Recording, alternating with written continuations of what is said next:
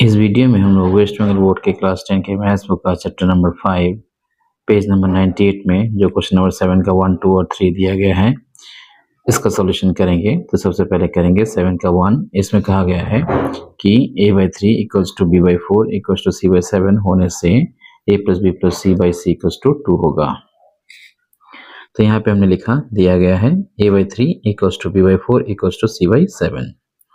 अब हम इसे एक के मान लेते हैं। के क्या है? के एक अशून्य स्थिरांक है। यहाँ पे हमें ब्रैकेट में लिख देना होगा कि के एक अशून्य स्थिरांक है। तो यहाँ लिख लेते हैं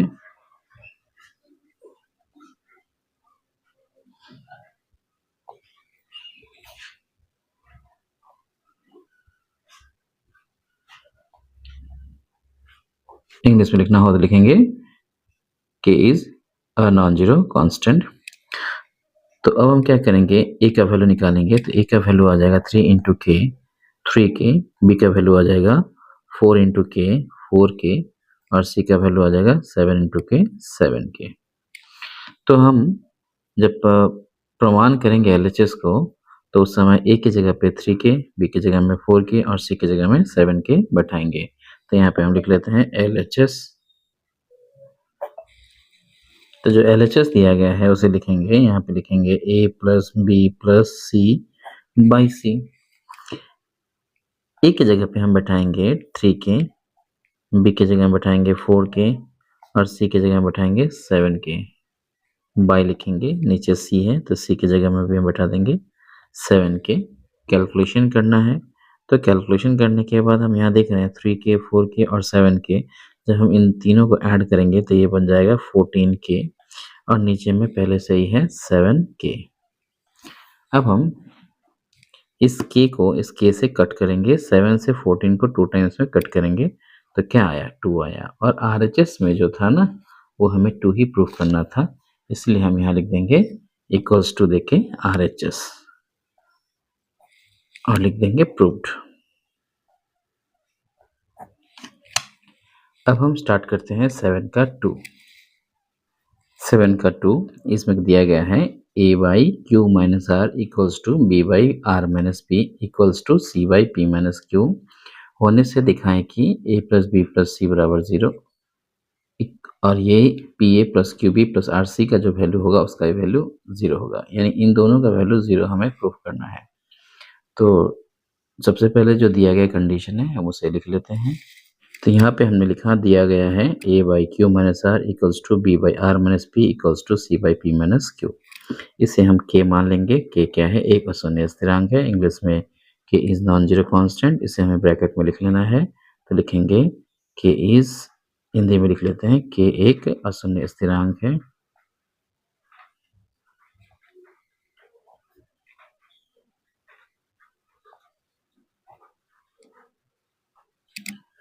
अब हम मान निकालेंगे। तो a का जो मान होगा वो k के साथ q माइनस आर का मल्टीप्लाई होके आएगा, यानी k into Q minus R. और b का जो मान होगा वो k into R minus P लिखना होगा। और c का जो मान होगा वो p माइनस क्यू का मल्टीप्लाई होगा k के साथ, तो लिखेंगे k into P minus Q. ये लिखने के बाद अब हम लोग क्या करेंगे, इसका जो मान है a b c, ये मान को हम इसमें पुट करेंगे। उसका मान क्या आना चाहिए? 0 आना चाहिए।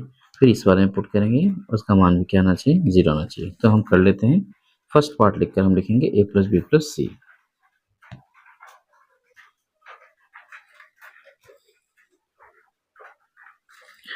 तो यहाँ पे लिखते हैं फर्स्ट पार्ट। तो फर्स्ट पार्ट में क्या है, इसमें कहा गया है a प्लस बी प्लस सी, ये दिया गया है। और a प्लस बी प्लस सी का वैल्यू कितना लाना है? 0 लाना है। तो हमने यहाँ पे a प्लस बी प्लस सी लिखा और हम वैल्यू बिठाएंगे। a की जगह पे क्या बिठाएंगे? k ब्रैकेट में q माइनस आर। तो हम यहाँ पे इस तरह से ऐसे बैठा देते हैं।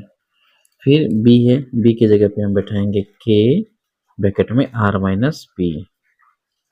फिर c है तो c की जगह में प्लस देकर लिखेंगे k ब्रैकेट में p माइनस क्यू। जब हम तीनों को लिख लेंगे, अब हम यहाँ से k को कॉमन ले लेते हैं। k को कॉमन लेने के बाद यहाँ बचेगा q minus R plus r minus P plus p minus Q. Bracket close करते हैं। ब्रैकेट क्लोज करने के बाद यहाँ पे के है तो के को लिख देंगे। अंदर में हम देख रहे हैं कि ये क्यू इस क्यू के साथ घट गया, ये पी इस पी के साथ घट गया और ये आर जो है इस आर के साथ भी घट गया। तो फाइनली यहाँ ब्रैकेट के अंदर बचा 0 और के को हम जब 0 से मल्टीप्लाई करेंगे तो ये भी आ जाएगा 0। तो हमें लाना ही था इस फर्स्ट पार्ट का जो वैल्यू था वो हमें 0 लाना था और ये 0 आ गया। इसी तरह से हम सेकंड पार्ट को भी लिख लेते हैं। तो यहाँ हम लिखते हैं सेकंड पार्ट और इस सेकंड पार्ट में दिया गया है P A plus Q B plus R C और हम मान बैठाएंगे। ठीक पहले की तरह ही हम मान बैठाएंगे, पी लिखेंगे और ए का जो मान है वो है के क्यू माइनस आर ब्रैकेट में लिख देंगे प्लस यहाँ पर क्यू को बाहर रखना है और बी का मान है के ब्रैकेट में आर माइनस पी लिखेंगे। फिर हम आर लिख देंगे और सी का जो मान है वो के ब्रैकेट में पी माइनस क्यू लिख देंगे। अब इन तीनों में से हम देख रहे हैं कि के जो है वो कॉमन आएगा तो के को कॉमन ले लेते हैं। यहाँ बचेगा पी और यहाँ बचेगा क्यू माइनस आर। फिर यहाँ पे बचेगा क्यू ब्रैकेट में आर माइनस पी। फिर यहाँ बचेगा आर ब्रैकेट में P minus Q. Bracket close करते हैं और ये जो है मल्टीप्लाई होगा तो इन्हें मल्टीप्लाई कर देना है। पी इंटू क्यू मल्टीप्लाई होगा तो पी क्यू बन जाएगा। पी से आर का मल्टीप्लाई करेंगे तो पी आर बन जाएगा और बीच में माइनस है तो माइनस देना होगा। फिर क्यू से आर का मल्टीप्लाई करेंगे तो क्यू आर बन जाएगा। क्यू से पी का मल्टीप्लाई करेंगे तो पी क्यू बनेगा और बीच में माइनस है इसलिए माइनस रहेगा।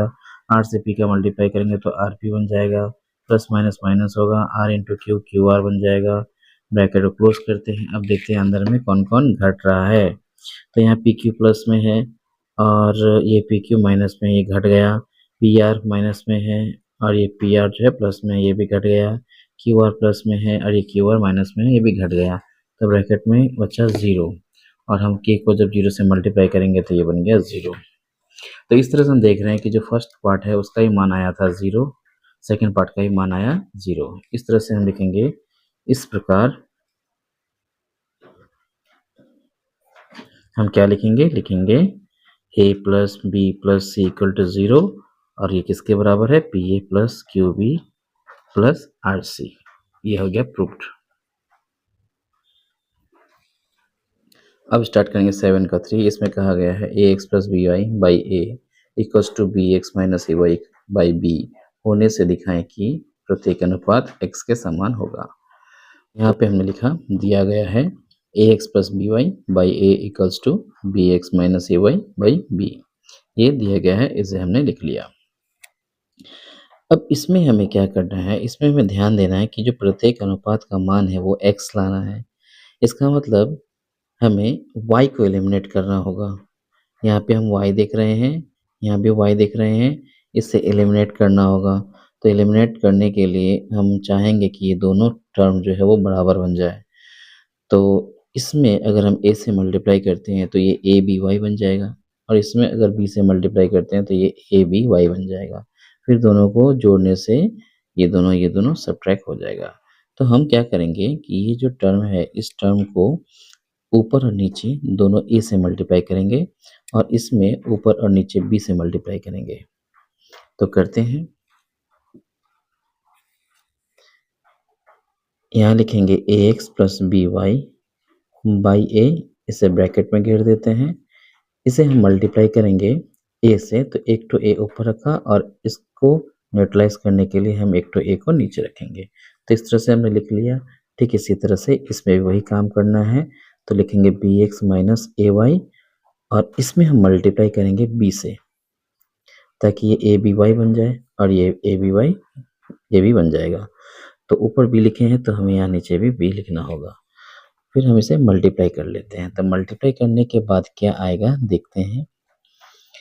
तो यहाँ लिखेंगे हम ए स्क्वायर एक्स, यहाँ मल्टीप्लाई करेंगे तो ये बन गया ए बी वाई और नीचे जो है ए इंटू ए बन जाएगा ए स्क्वायर। इक्वल टू लगाते हैं, यहाँ मल्टीप्लाई करेंगे तो ये बन गया B square X minus A B Y और नीचे मल्टीप्लाई करेंगे तो ये बन गया बी स्क्वायर।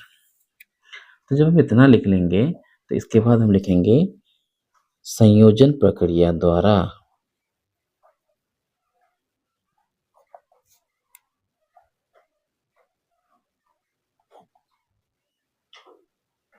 तो ये संयोजन प्रक्रिया के द्वारा हम क्या लिख पाएंगे?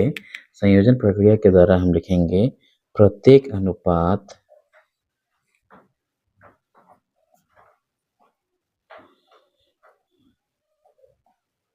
यानी प्रत्येक अनुपात जो होगा वो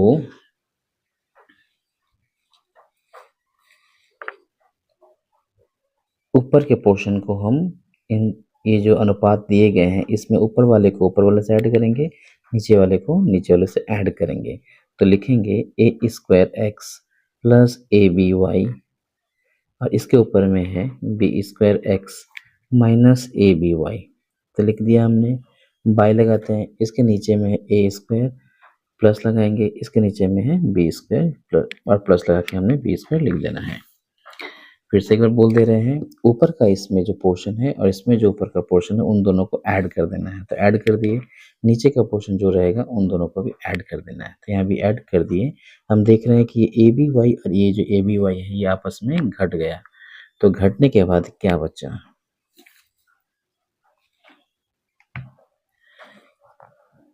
तो यहाँ बचा A square X plus B square X और नीचे क्या बचा? A square plus B square. इसके बाद हम ऊपर से x कॉमन लेंगे। कॉमन लेने के बाद ब्रैकेट में रहेगा A square plus B square और नीचे रहेगा A square plus B square. Bracket में रख देना है। ये देखेंगे कि कट हो जाएगा और कट होने के बाद यहाँ पे क्या बच रहा है? x बच रहा है। यानी प्रत्येक अनुपात का जो मान आया वो कितना आ गया? x आ गया और हमें यही प्रमाण करना था। तो इस तरह से हम यहाँ पे लिख देंगे प्रूव्ड।